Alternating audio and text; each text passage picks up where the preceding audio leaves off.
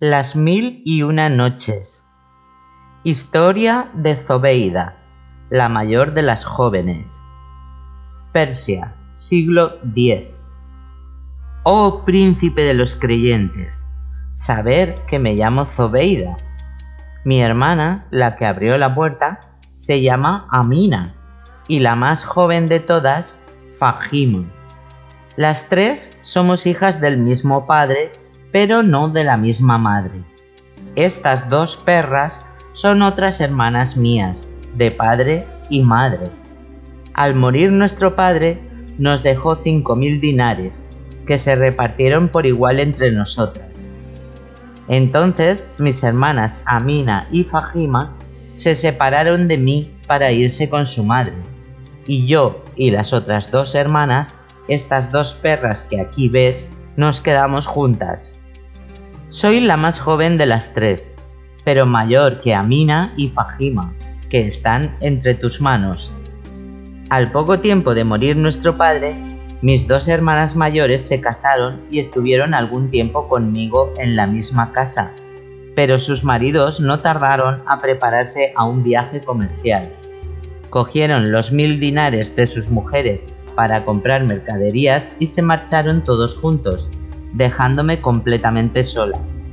Estuvieron ausentes 4 años, durante los cuales se arruinaron mis cuñados, y después de perder sus mercancías, desaparecieron, abandonando en país extranjero a sus mujeres.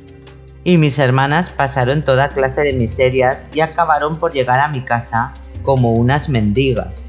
Al ver a aquellas dos mendigas, no pude pensar que fuesen mis hermanas, y me alejé de ellas.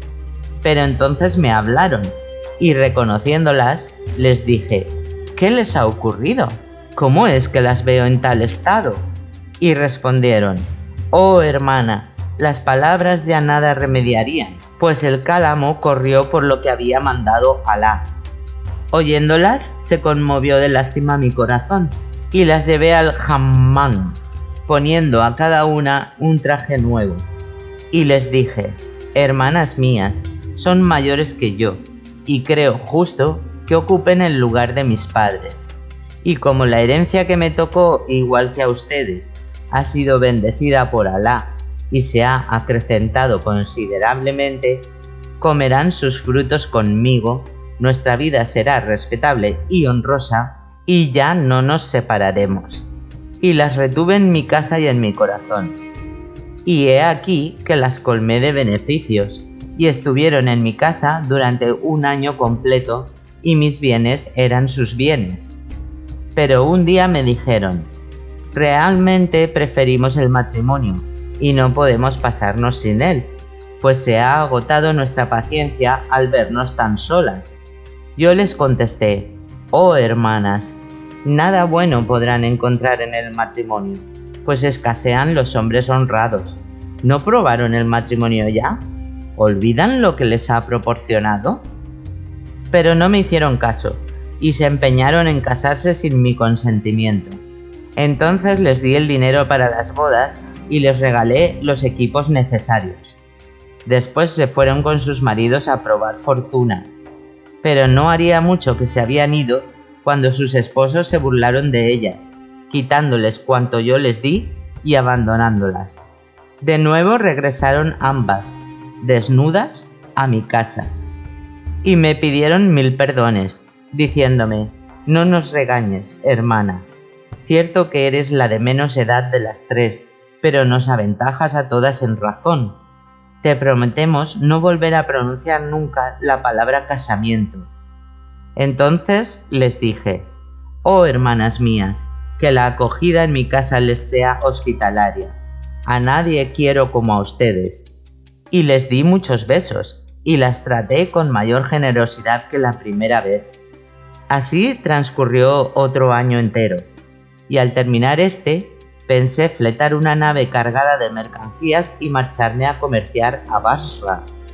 Y efectivamente dispuse un barco, y lo cargué de mercancías y géneros y de cuanto pudiera necesitarse durante la travesía. Y dije a mis hermanas: oh hermanas, ¿prefieren quedarse en mi casa mientras dure el viaje hasta mi regreso? o viajar conmigo? Y me contestaron: viajaremos contigo, pues no podríamos soportar tu ausencia. Entonces las llevé conmigo y partimos todas juntas. Pero antes de zarpar, había cuidado yo de dividir mi dinero en 2 partes. Cogí la mitad y la otra la escondí, diciéndome: es posible que nos ocurra alguna desgracia en el barco, y si logramos salvar la vida, al regresar, si es que regresamos, encontraremos aquí algo útil. Y viajamos día y noche, pero por desgracia, el capitán equivocó la ruta. La corriente nos llevó hasta un mar distinto por completo al que nos dirigíamos, y nos impulsó un viento muy fuerte que duró 10 días. Entonces divisamos una ciudad en lontananza, y le preguntamos al capitán: ¿cuál es el nombre de esa ciudad a donde vamos? Y contestó: por Alá que no lo sé, nunca la he visto, pues en mi vida había entrado en este mar. Pero, en fin, lo importante es que estamos por fortuna fuera de peligro. Ahora solo les queda bajar a la ciudad y exponer sus mercancías, y si pueden venderlas, les aconsejo que las vendan. Una hora después volvió a acercársenos y nos dijo: apresúrense a desembarcar para ver en esa población las maravillas del Altísimo.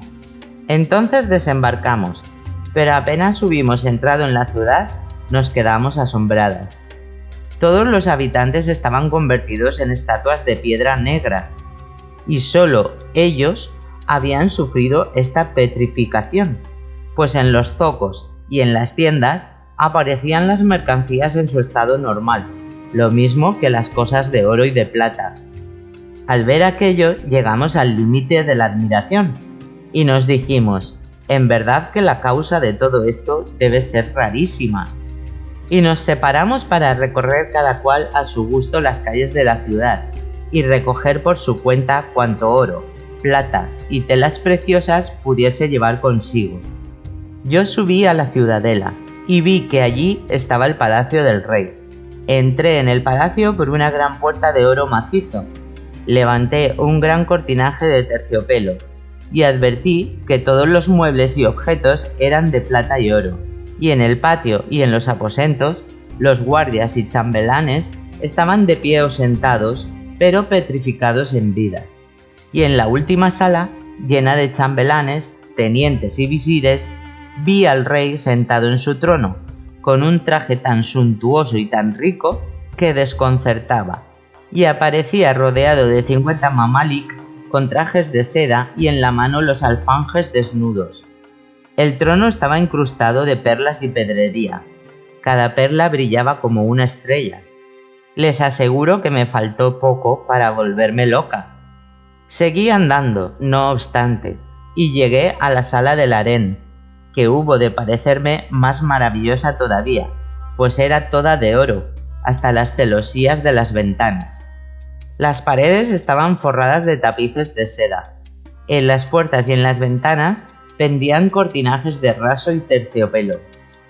Y vi por fin, en medio de las esclavas petrificadas, a la misma reina, con un vestido sembrado de perlas deslumbrantes, enriquecida su corona por toda clase de piedras finas, ostentando collares y redecillas de oro admirablemente cincelados, y se hallaba también convertida en una estatua de piedra negra.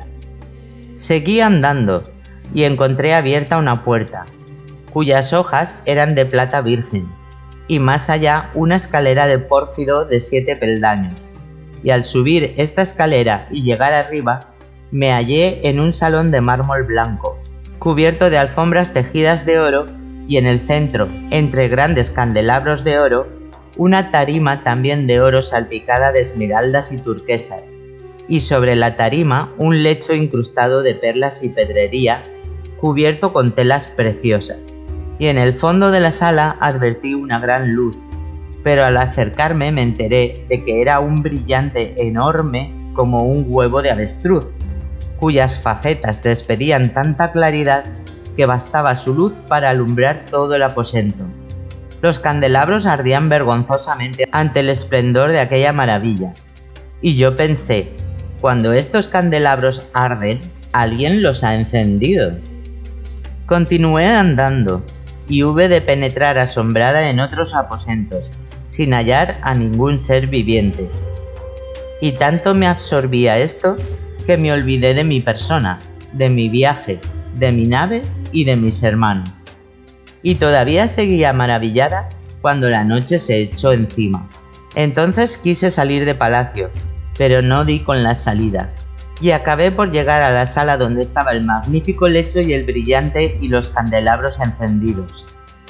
Me senté en el lecho, cubriéndome con la colcha de raso azul bordada de plata y de perlas, y tomé el libro noble, nuestro Corán, que estaba escrito en magníficos caracteres de oro y bermellón e iluminado con delicadas tintas, y me puse a leer algunos versículos para santificarme y dar gracias a Alá y reprenderme. Y cuando hube meditado en las palabras del profeta, Alá le bendiga, me tendí para conciliar el sueño, pero no pude lograrlo, y el insomnio me tuvo despierta hasta medianoche. En aquel momento oí una voz dulce y simpática que recitaba el Corán. Entonces me levanté y me dirigí hacia el sitio de donde provenía aquella voz, y acabé por llegar a un aposento cuya puerta aparecía abierta. Entré con mucho cuidado, poniendo a la parte de afuera la antorcha que me había alumbrado en el camino, y vi que aquello era un oratorio.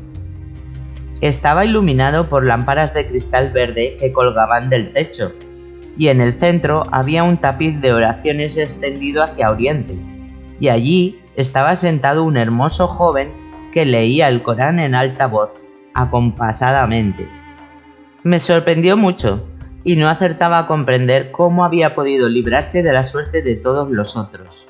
Entonces avancé un paso y le dirigí mi saludo de paz, y él, volviéndose hacia mí y mirándome fijamente, correspondió a mi saludo.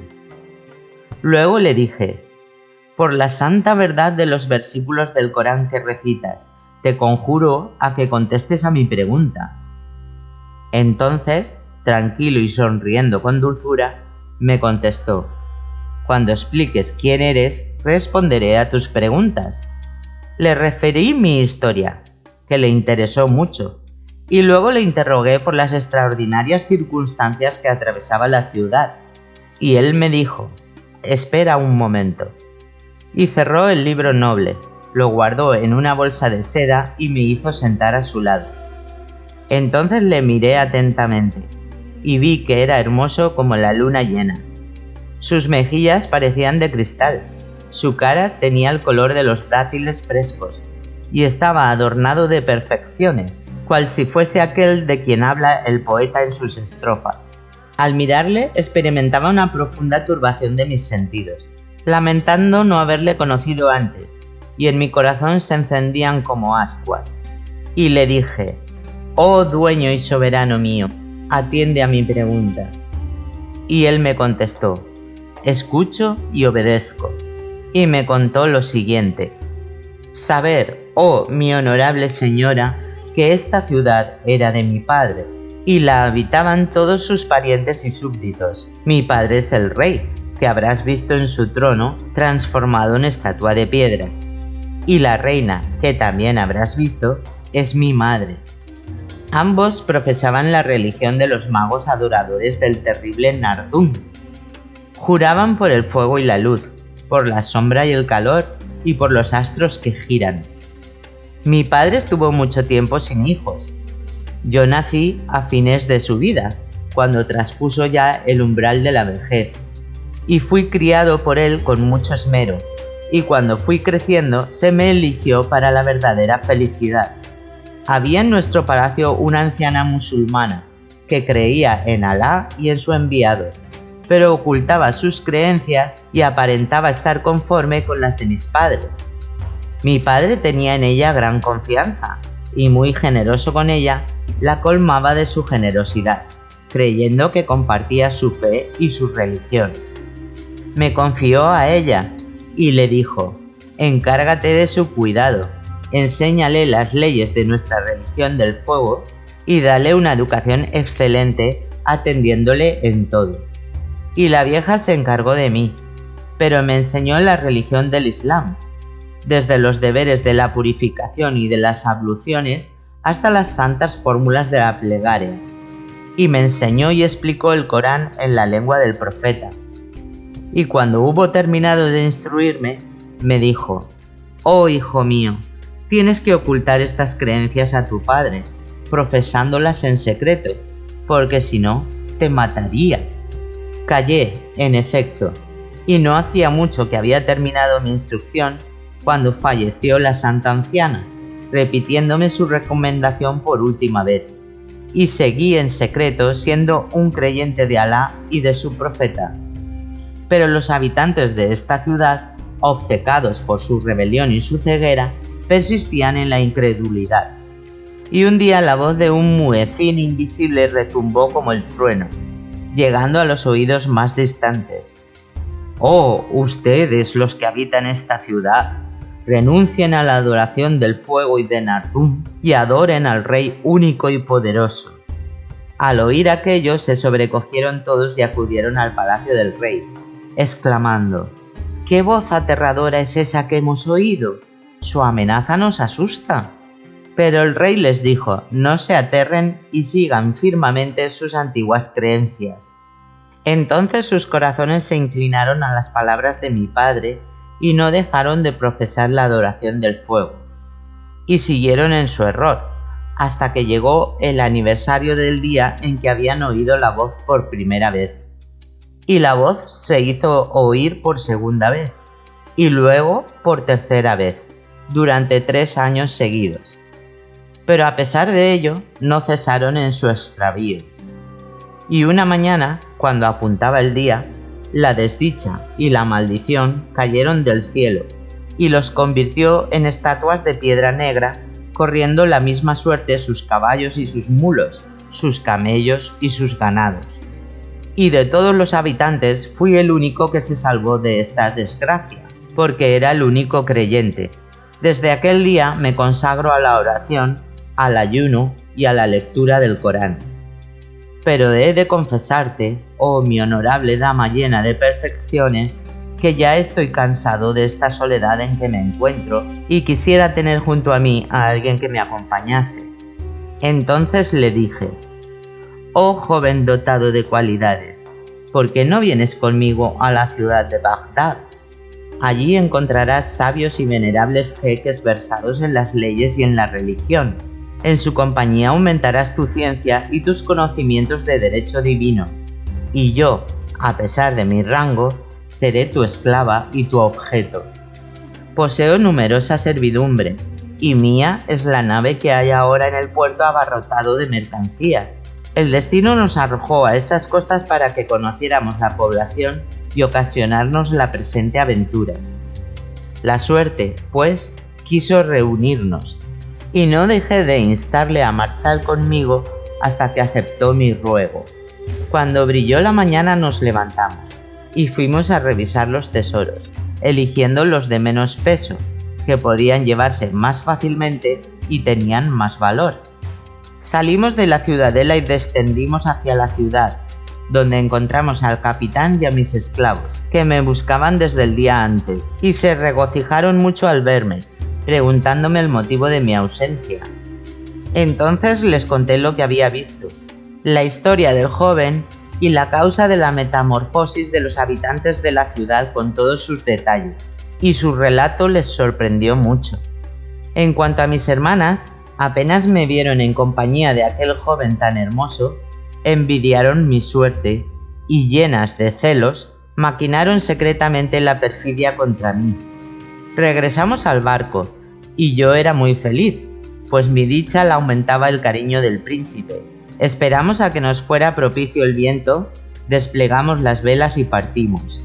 Y mis hermanas me dijeron un día: «Oh hermana, ¿qué te propones con tu amor por ese joven tan hermoso?». Y les contesté: «Mi propósito es que nos casemos», y acercándome a él, le declaré: «Oh dueño mío, mi deseo es convertirme en cosa tuya. Te ruego que no me rechaces». Y entonces me respondió: «Escucho y obedezco». Al oírlo, me volví hacia mis hermanas y les dije: no quiero más bienes que a este hombre. Desde ahora todas mis riquezas pasan a ser de su propiedad. Y me contestaron: tu voluntad es nuestro gusto. Pero se reservaban la traición y el daño. Continuamos bogando con viento favorable y salimos del mar del terror, entrando en el de la seguridad. Aún navegamos por él algunos días hasta llegar cerca de la ciudad de Basra, cuyos edificios se divisaban a lo lejos. Pero nos sorprendió la noche. Hubimos de parar la nave y no tardamos en dormirnos. Durante nuestro sueño se levantaron mis hermanas y cogiéndonos a mí y al joven nos echaron al agua. Y el mancebo, como no sabía nadar, se ahogó, pues estaba escrito por Alá que figuraría en el número de los mártires. En cuanto a mí, estaba escrito que me salvara, pues apenas caí al agua, Alá me benefició con un madero, en el cual cabalgué y con el cual me arrastró el oleaje hasta la playa de una isla próxima. Puse a secar mis vestiduras, pasé allí la noche, y no bien amaneció eché a andar en busca de un camino, y encontré un camino en el cual había huellas de pasos de seres humanos, hijos de Adán. Este camino comenzaba en la playa y se internaba en una isla. Entonces, después de ponerme los vestidos ya secos, los seguí hasta llegar a la orilla opuesta, desde la que se veía en lontananza la ciudad de Basra, y de pronto advertí una culebra que corría hacia mí, y en pos de ella otra serpiente gorda y grande que quería matarla. Estaba la culebra tan rendida que la lengua le colgaba fuera de la boca. Compadecida de ella, tiré una piedra enorme a la cabeza de la serpiente y la dejé sin vida. Mas de improviso, la culebra desplegó 2 alas y volando desapareció por los aires. Y yo llegué al límite del asombro. Pero como estaba muy cansada, me tendí en aquel mismo sitio y dormí aproximadamente 1 hora. Y he aquí que al despertar vi sentada a mis plantas a una negra joven y hermosa, que me estaba acariciando los pies. Entonces, llena de vergüenza, hube de apartarlos enseguida, pues ignoraba lo que la negra pretendía de mí, y le pregunté: ¿quién eres y qué quieres? Y me contestó: me he apresurado a venir a tu lado, porque me has hecho un gran favor matando a mi enemigo. Soy la culebra a quien libraste de la serpiente. Yo soy una efrita. Aquella serpiente era un efrit enemigo mío, que deseaba matarme, y tú me has librado de sus manos. Por eso, en cuanto estuve libre, volé con el viento y me dirigí hacia la nave de la cual te arrojaron tus hermanas. Las he encantado en forma de perras negras y te las he traído. Entonces vi las 2 perras atadas a un árbol detrás de mí. Luego la efrita prosiguió: enseguida llevé a tu casa de Bagdad todas las riquezas que había en la nave, y después que las hube dejado, eché la nave a pique. En cuanto al joven que se ahogó, nada puedo hacer contra la muerte, porque Alá es el único resucitador. Dicho esto, me cogió en brazos, desató a mis hermanas, las cogió también, y volando nos transportó a las 3, sanas y salvas, a la azotea de mi casa de Bagdad, o sea, aquí mismo. Y encontré perfectamente instaladas todas las riquezas y todas las cosas que había en la nave, y nada se había perdido ni estropeado. Después me dijo la efrita: por la inscripción santa del sello de Soleimán, te conjuro a que todos los días pegues a cada perra 300 latigazos, y si un solo día se te olvida cumplir esta orden, te convertiré también en perra. Y yo tuve que contestarle: escucho y obedezco. Y desde entonces, oh príncipe de los creyentes, las empecé a azotar para besarlas después, llena de dolor por tener que castigarlas. Tam y Cam, Vietnam, siglo XIX. La historia trata de 2 medias hermanas. La mayor se llama Tam, germen de arroz, y la más joven se llama Cam, salvado de arroz. La madre de Tam muere antes de tiempo y su padre se vuelve a casar antes de morir poco después. Tam vive con su madrastra, que es la madre de Cam. La madrastra es muy sádica y hace que Tam haga todas las tareas del hogar, mientras que Cam no tiene que hacer nada. Un día, la madrastra les dice a Tam y Cam que vayan al campo a pescar tep, caridina, un género tropical de camarones, y les promete darles un nuevo yem rojo, un corpiño tradicional vietnamita, a quien atrape más. Tam pronto llena su canasta, mientras Cam juega en el agua y no atrapa nada. Al darse cuenta de que su hermana realmente tuvo la oportunidad de recibir un yem rojo y el día casi ha terminado, Cam ideó un plan para sabotear el trabajo de Tam. Cam le dice a su hermana mayor que se lave el cabello, diciendo que la madrastra la regañará si su cabello está tan embarrado después de atrapar todas las caridinas, y Tam obedece. Mientras Tam se lava el cabello, Cam transfiere todos los camarones de la canasta de Tam a la de ella y se va a casa. Cuando Tam se da cuenta de que todos los camarones que ha pescado se han ido, llora al ver desaparecer todo su arduo trabajo y el inminente castigo que vendrá de su madrastra. But, un anciano sabio que ayuda a las personas lamentables en el folclore vietnamita, a veces considerado un tien, aparece y le pregunta por qué llora, y ella le cuenta lo que sucedió. Él le dice que deje de llorar y vea lo que queda en la canasta, que es simplemente un gobio. Luego le dice que críe el pez en un pozo con su arroz y le enseña las palabras para llamar al pez. Oh gobio, sube y come mi arroz dorado y plateado. No comas ese arroz estropeado y sus gachas.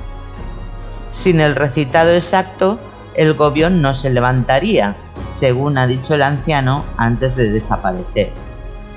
Tam sigue su consejo y el gobio crece notablemente. Tam pasaba su tiempo hablando con el gobio sobre sus pensamientos, que el pez consolaba en silencio. Sospechando de su comportamiento, la madrastra y la media hermana descubren el pez y el poema con el que Tam lo convoca. La madrastra planea distanciar a Tam para matar al pez.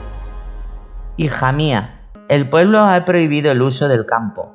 Mañana deberías pastorear nuestros búfalos lejos o los capturarán.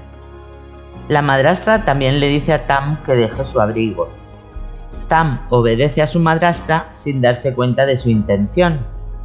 La madrastra hace que Cam use la ropa de Tam y recite la línea, lo que hace que el gobio la confunda con Tam, lo que les permite matar al gobio.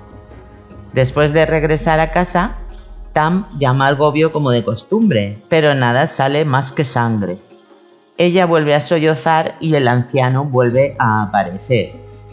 Él le pregunta por qué llora y ella le explica.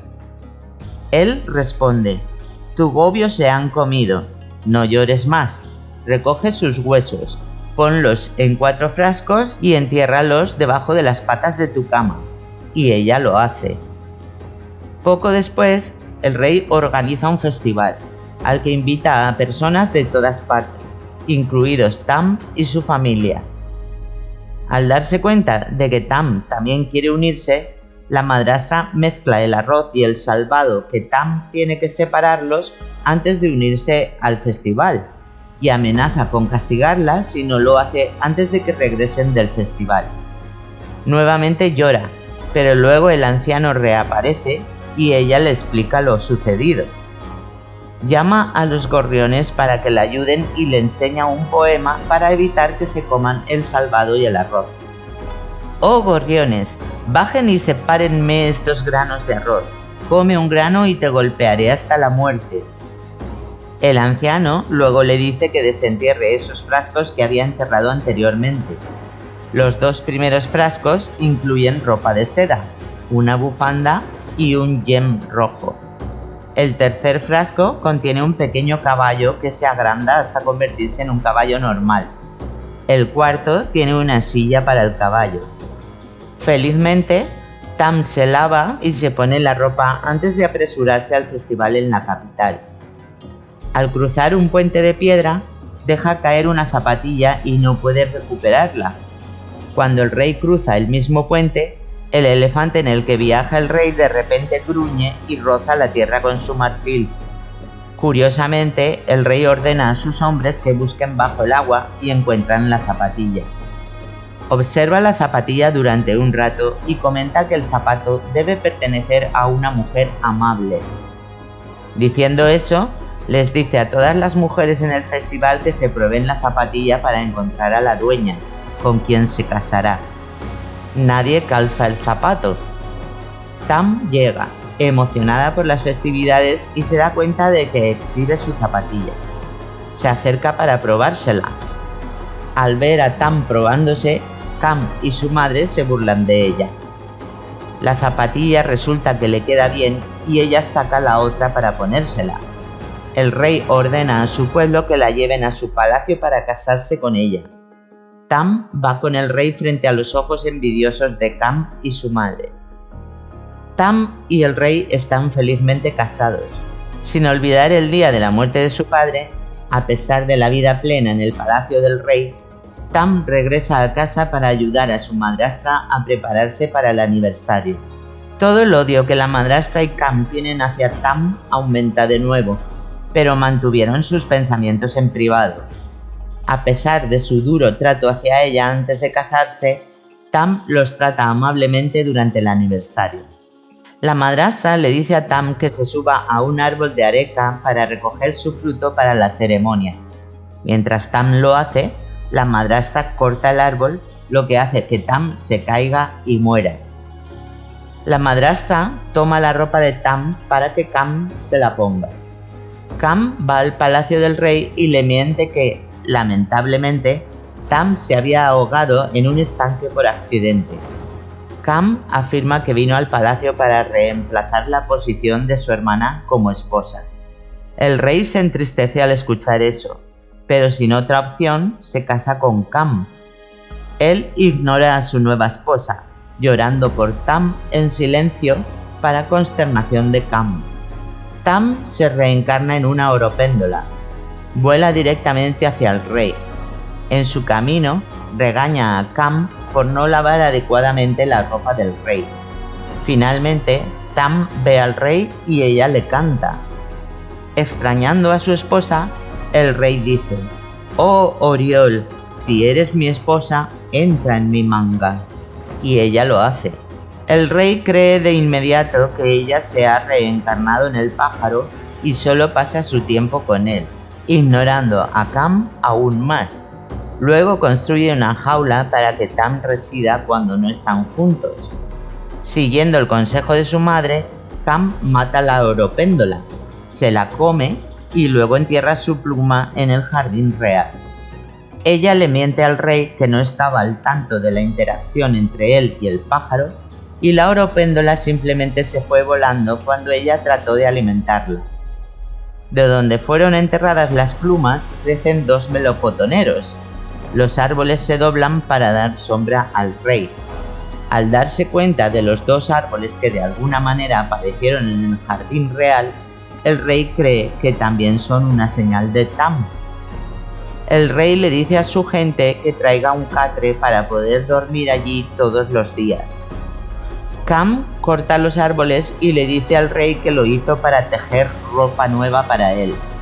Mientras teje la ropa, escucha a Tam acusándola de robar a su marido, maldiciéndola y amenazando con cortarle los ojos.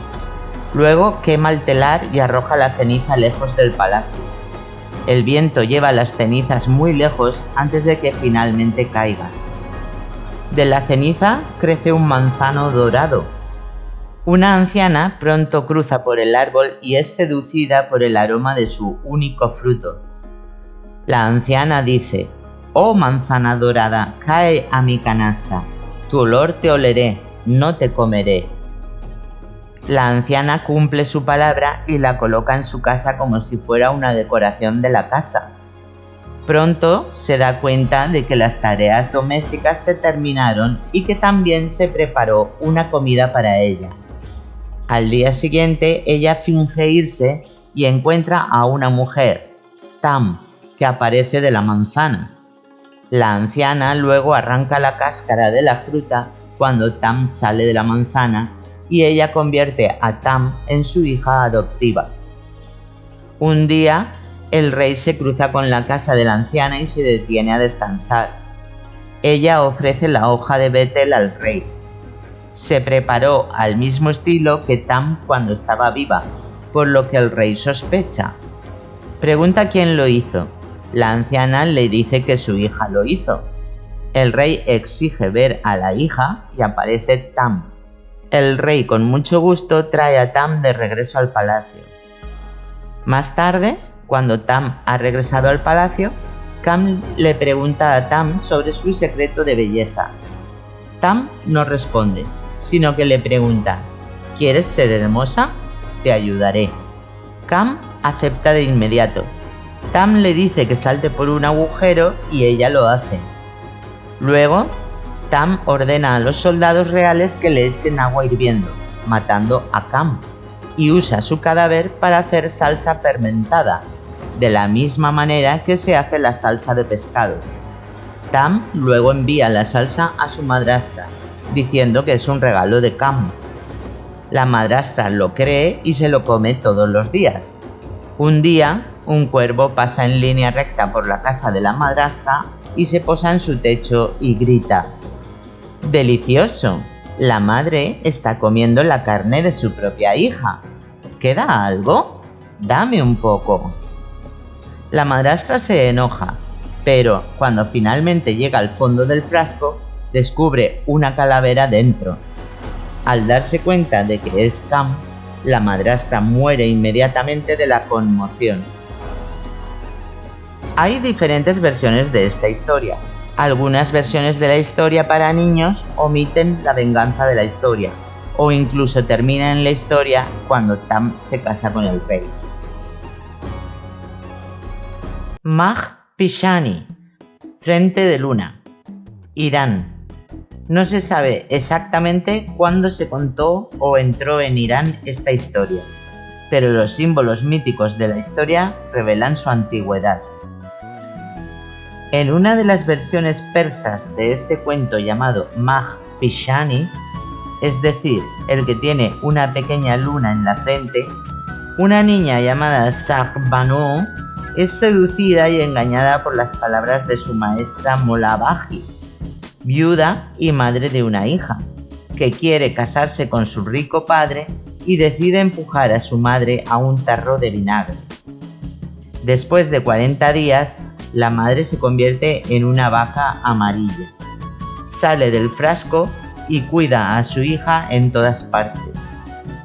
Poco después de la aparente desaparición de su madre, Shahrbanu anima a su padre a casarse con Molavaji con el pretexto de la soledad.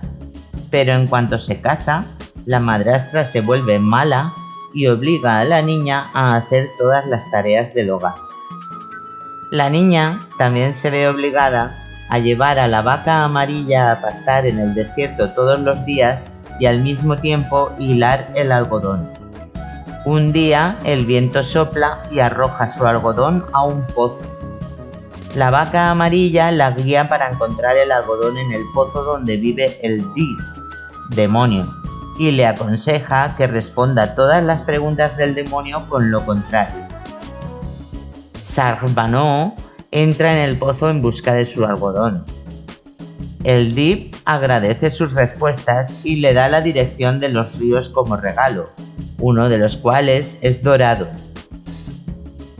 La joven se lava la cara en él, y así aparece una pequeña luna brillante en su frente y una pequeña estrella en su barbilla. La madrastra, celosa de la belleza de Shahrbanu, lleva a su propia hija al pozo del Dib, pero no logra dar las respuestas deseadas por el Dip. Luego se lava la cara en el río Negro y aparece una serpiente en su frente y un escorpión en su barbilla. La continuación de la historia está dedicada a la fiesta del rey. Las hermosas ropas y zapatos de la doncella obtenidos por el Dip, así como la pérdida del zapato y su matrimonio, que se cuentan en detalle. Cuando los agentes del rey llegan a la casa de Sarbano para encontrar a la dueña del zapato, la madrastra esconde a Sarbano en el horno y el gallo, que es un regalo del Dip, les muestra dónde está. La madrastra consiente en el matrimonio de la muchacha con el hijo del rey, con la condición de que el hijo del ministro se case con su hija. La niña, asesorada por el Dip, es cada vez más apreciada por el hijo del rey, pero su cuñada se divorcia. Luego, a pedido de Sarbano, el Dip saca a su madre de la piel de vaca y todos viven felices para siempre durante muchos años.